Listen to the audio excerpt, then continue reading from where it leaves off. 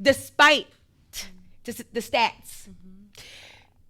VP Flood always shows up VP Flood. I mean, yeah. You know, you don't have to love it, but I do, and that's the most important thing, right? Hey y'all, welcome back to TWT. It's your host, yours truly, Dr. Jasmine Joyce, and this is part 2 of our amazing conversation. Powerhouse, okay? Dynamic, transformative. I told her we were just having a conversation. I was like, yo, you preaching gospel. You took me to church, okay? If there was a church for educators, Tina would be the pastor, all right? Listen, because if you did not listen to the last episode, I recommend you pause this one, you go back to the last episode so you understand what we've been getting into for the last 30 minutes. This conversation was just so powerful, impactful, and we want to carry on. We want to continue the conversation.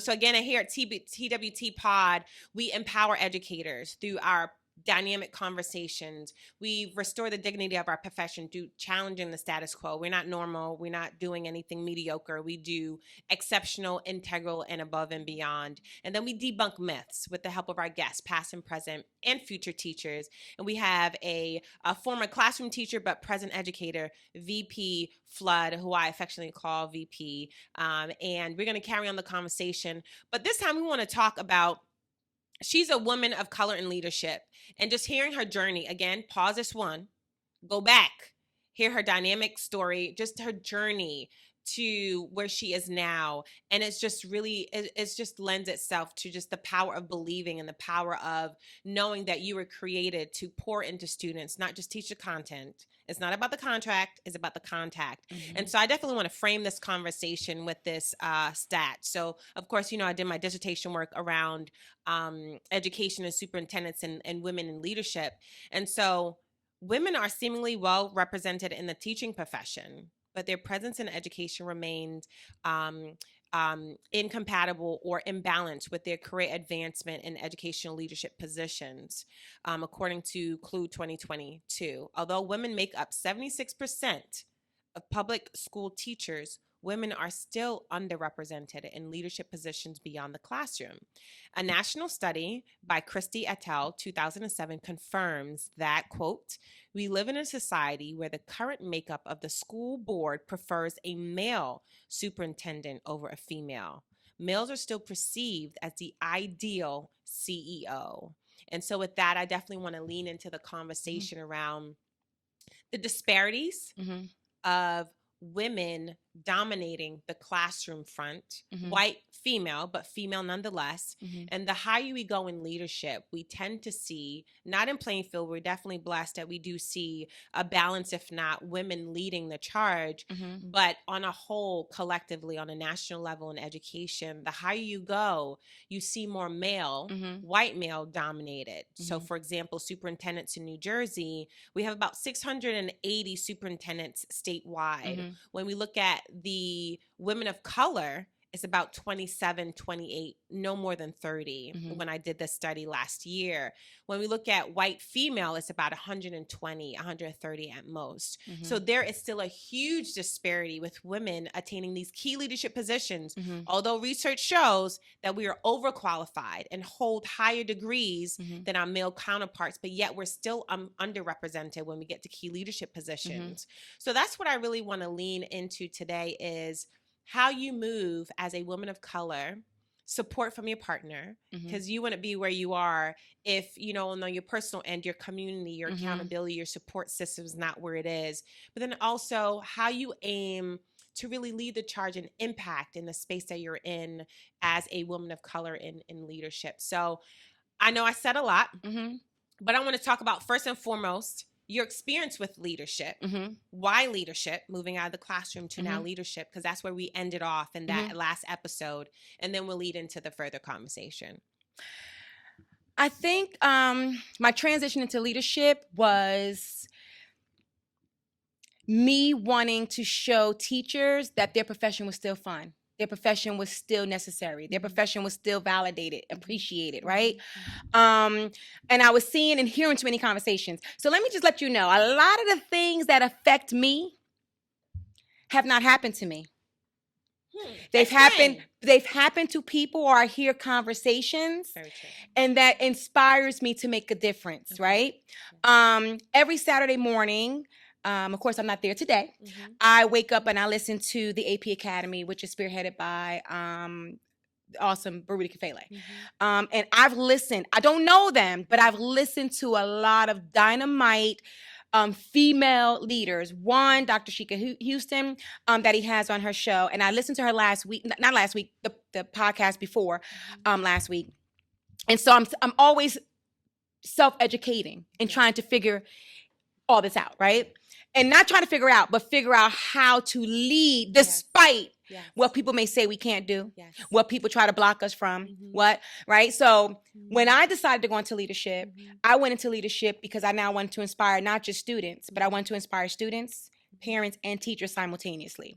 And I felt as though I got it down pat with what I've already done for my students and the things I've instilled in them to keep them going and keep them flowing. And I heard too many things from my teacher friends of what they needed but weren't getting. So I said, I can give that, right? So let me work on giving that to some platform, right? I give it to them by way of being their friend and letting them know how to go and show up this time, right? But the one thing I have to preface this with and tell people is that despite the stats, VP Flood always shows up VP Flood. I mean, you know, you don't have to love it, but I do. And that's the most important thing, right? So when I show up, I'm always sitting back. I'm always sitting back and taking it in. When I showed up to my school as a VP, I sat back. I sat back that first year. I got in where I could get in. And, you know, if a teacher brought a kid to me and needed, you know, some assistance, those things were easy. But I wanted to see what they were lacking. So I observed actions. I observed conversations. I observed, you know. And so the following year, I said, okay. You got this. What I'm going to do is I'm going to do things to make life easier for them. But all I'm doing is taking their voice and their suggestions and putting it in paper or giving them the tools to now go and express themselves. For instance, I have dynamite teachers in my school. So guess what? They led PDs. They lead workshops, right? I have awesome students in my school. So guess what we did? We honor them every single day by giving them Panther points. We showcase their attendance, right? We talk about these things in school and what our expectations are. People need to see that what we're asking them to do, we value it and they're not doing it in vain. So everything that I do in my school, first is modeled by my actions, not my words, because there's a quote, and I love this quote, and let me read this quote. Yeah. This quote is so phenomenal. The quote says, actions prove who someone is. Words just prove who they pretend to be. Ooh. So I don't do... Repeat. Bring it back. Actions prove who someone is. Words just prove who they pretend to be. Jeez. So my God. My actions in my school, right? Is showing them who I am. So last year, the first year I went, I was all action. I wasn't a lot of words. I was action because I needed them to see that I was real, right? And that they can trust me and that I was here for them, right? When I interacted with them, I made what they say to me, I repeated it back to them, let them know it's important. And then I followed it up by an action. So for instance, if a group of teachers came to me the first year and said, hey, you know, do you mind maybe changing the half-day schedule? And, you know, of course, with everything that I do, I speak to my principal, right? Sure, who's phenomenal because he allows me to flow and grow. I'm telling you, universe makes no mistakes with me. Makes no mistakes. I'm telling you. Yes. I'm telling you, right? I'm an eagle, and people who I am, you know, charged with learning from love eagles, right? Yeah. So let me just say, so every decision I've made is always talked through first with my principal, and then he allows me to say, go and do it. So the first initiative he allowed me to do was they wanted to change and have a different half-day schedule, right? On half days. Their words, my action was to create a schedule. Anything that's created in Emerson School is then sent back to the teachers that asked for it, right? Because they're doing the work, right? They have to live that schedule, not me. So it goes back to them, and I say, hey, check the schedule over. Let me know what you think needs to be corrected. So I leave from a position of everything that I do, I take their words. My action is to deliver it in some change in the school, right? Either a change or an email or a memo, right? Or some type of initiative, right? Because I don't have to adhere to that schedule. I don't have to teach that content. I don't have to. So I need them to see their voice in the school, right? And I also need them to know that when they come to me, their voice matters just as much as the students, just as much as the parents, right? Everybody gets an equitable, right, opportunity to express what they need. My charge for me is to make sure that I can show them that Emerson is better because the words and suggestions they gave me, I implemented something in that school to show them that not only is it going to work, thank you, but this is a result of what you needed and what you thought you wanted. And if I can add to the quote in regards to actions, Dave Ramsey has an amazing quote that when I moved into leadership, I lived by is servant leadership is ultimately the only leadership that works. And what you have been doing and what you believe, what I'm hearing and what I believe is that sometimes you have this top-down approach to leadership. Servanthood is downward. Students should be not serving teachers. Teachers serve students. Administrators serve the teachers. It's not like teachers need to serve. What do you need? What do you need? No. I ask you as your leader, how can I serve you through actions, not just speaking or giving lofty dreams and ideas and promises. Absolutely. And then you look at their action just like, but you said that breaks trust. Yes. That breaks down relationship. And so what I'm hearing is you're coming from this mindset of servanthood, that I'm here, equity, I'm here to give you what you need. Everybody's not going to get the same crayon to color, the same picture, because that's not maybe what you need. Everyone's not going to have the same. So you're giving people exactly what they need. And that's differentiation of leadership. We have teachers, differentiation of instructions. But when we move into leadership, oftentimes we forget we also have to differentiate for our teachers. Absolutely. Or those that we're serving, because they also have different needs. They also have different capacities. They also have different visions and dreams for their career. Do you want to remain in the classroom, or do you want to move into leadership? How can I help you? Or am I only keeping you in the classroom because it benefits me? Or do I support you even if it means losing one of our best teachers? Absolutely. And I always reiterate that to them, right? So when so in the morning, we start our day off. We're in the hallway. The principal Rocha and myself are in the hallway. And we greet every kid that comes in that hall. Good morning, every teacher, every kid. Good morning, good morning, good morning. And we look each other in the eye. Good morning, good morning. We look them in the eye. Good morning, good morning. And they love that. They love that. And it gets their day started, right? I am so proud to say that because of the leadership style in that school, the majority of our school initiatives are teacher-led. So good. The positive attendance board is led by our very own technology teacher, Ms. Hutchison. She also does the advertisement of our attendance in the front so the parents can see it, right? FFC is led by Ms. Ruiz, right? We had December 4th PD that were led by our teachers, Johnson Rivera, Petroni, the team, right? The teacher assistant was led by Rios and Hutchison. Rios is the coordinator of Panther Academy, right? We have teachers that do tutor buddies. Right? We have an art club. So you have to establish relationships with your teachers that are so deep that they are not afraid to be transparent, because out of transparency, you know how best to equip them with everything that they need to be successful. And I always talk to my teachers and I always let my teachers know, I want you to be the best version of yourself, right? I also model the behavior that I expect. For instance, they'll text me and ask me questions and be like, Ms. Flood, you didn't get the text. My phone is always on my desk. The only thing I have in my hand, right, is a walkie. And the only other thing I have is my happy personality to walk around that school. That's all I need. If I need anything else, the office will call me.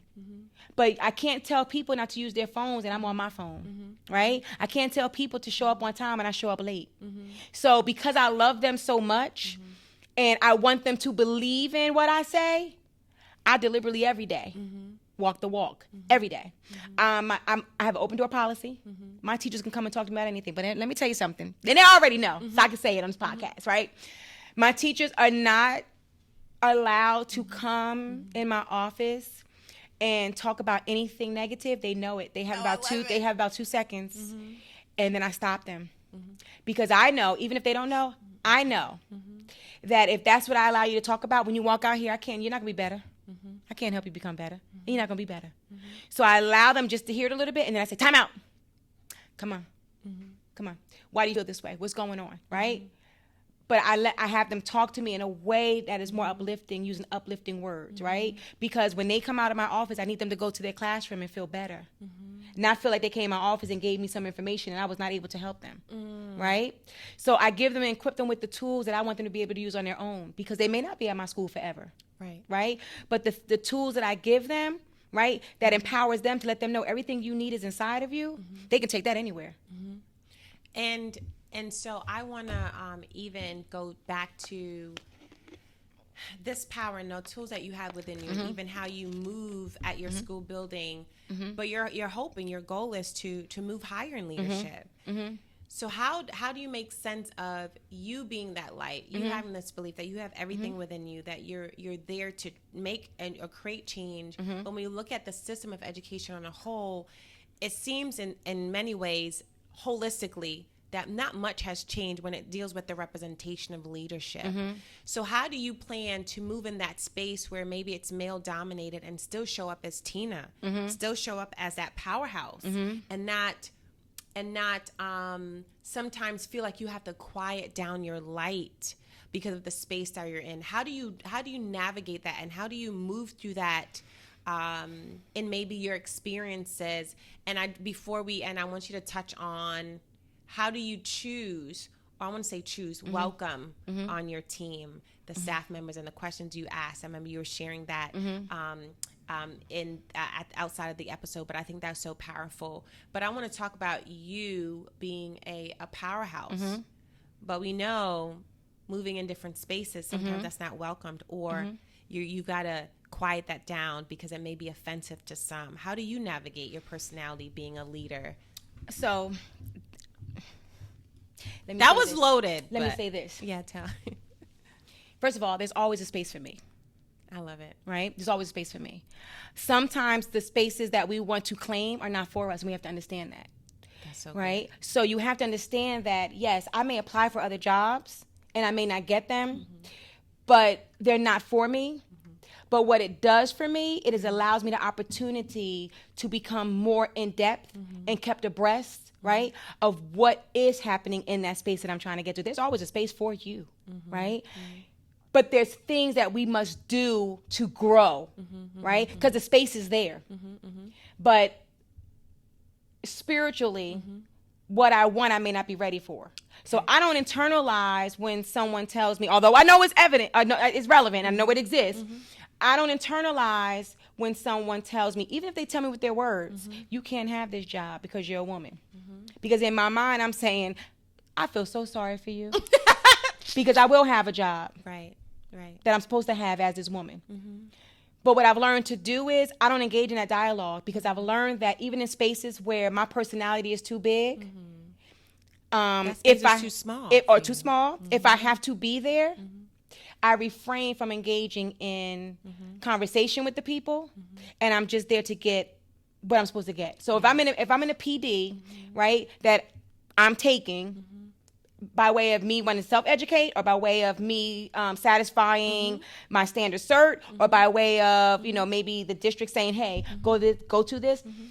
I can sit in a room of people that I don't agree with what they're saying, and still look at the information and soak up what it is I want to take away from it and what I intend not to use or do. So if I'm in a space where people aren't spiritually savvy, and where they feel as though they have to put people in a box or give them a number or degrade them, so they can shine, right? So that they can feel better about themselves. Yes. I sit back and refrain from all that conversation, because once I open up my mouth to respond to you, I become just like you, and I don't want to. Gosh. So that's how I navigate those waters when I know. So that makes it easier for me to know that with your stats and to know that when I go to a meeting where it's full of white men or it's full of white women and I walk in there, I'm already armored knowing that I might make some people uncomfortable. Right. But I'm gauging to see how much of my authentic, magical self am I going to even invest in this conversation or this atmosphere. And it's my choice.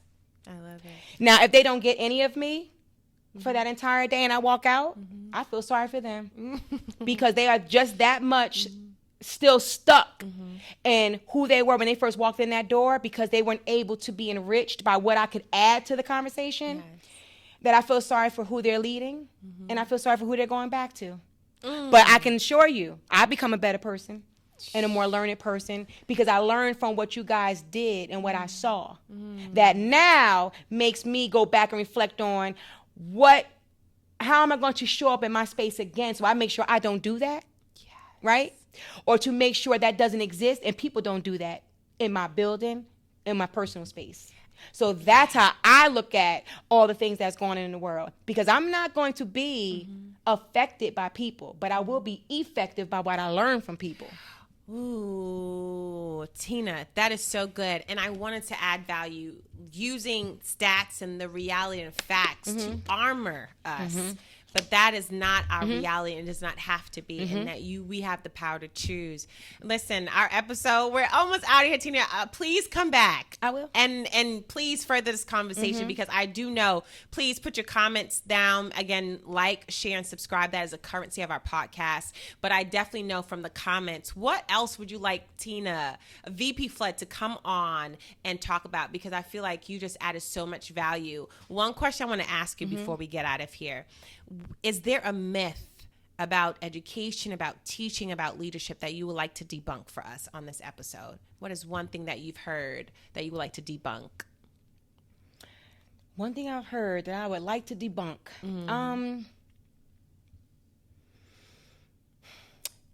Or a misconception. So many I've debunked already, but let me just see. I love it. What's something new that I could debunk?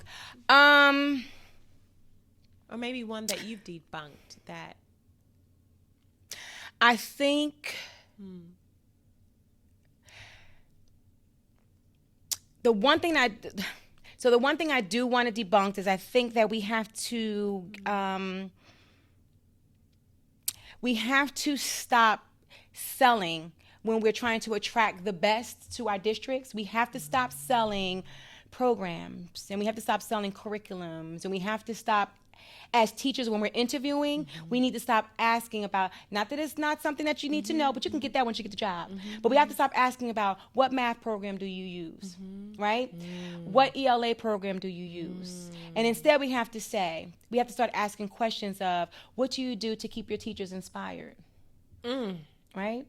What do you do to keep your children wanting and loving school? Wow. What do you do to keep your children wanting to come to your school? Wow. Right? What do you do, right?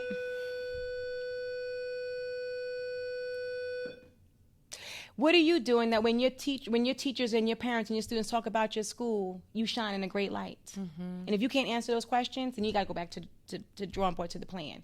But those are the questions we should be asking people. What can you add? And one of the questions that we ask when we interview our candidates is say, what part of you would you bring to Emerson? I need to know. What are you bringing?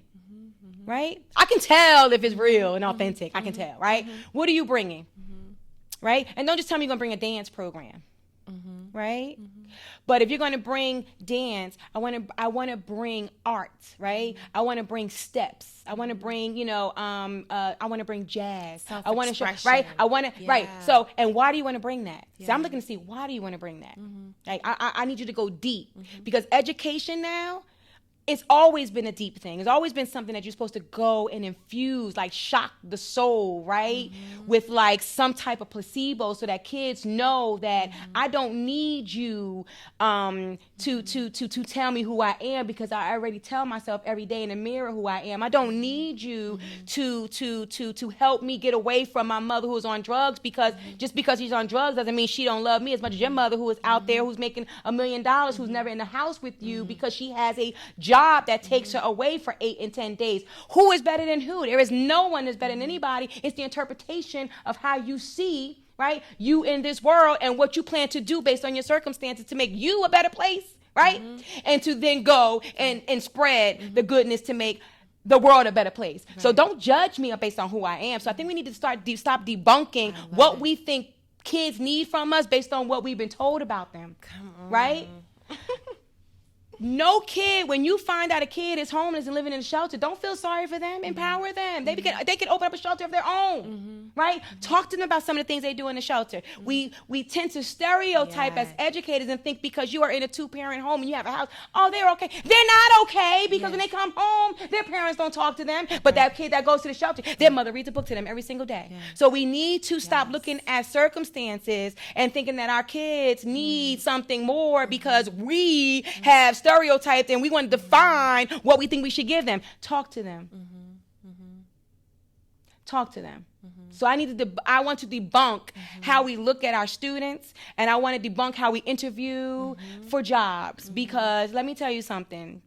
Kids are not going to learn how to become better writers and better readers and better mathematicians if they have somebody sitting in front of them who can't even understand them or who feels sorry for them, wants to pity them, because they don't need your pity.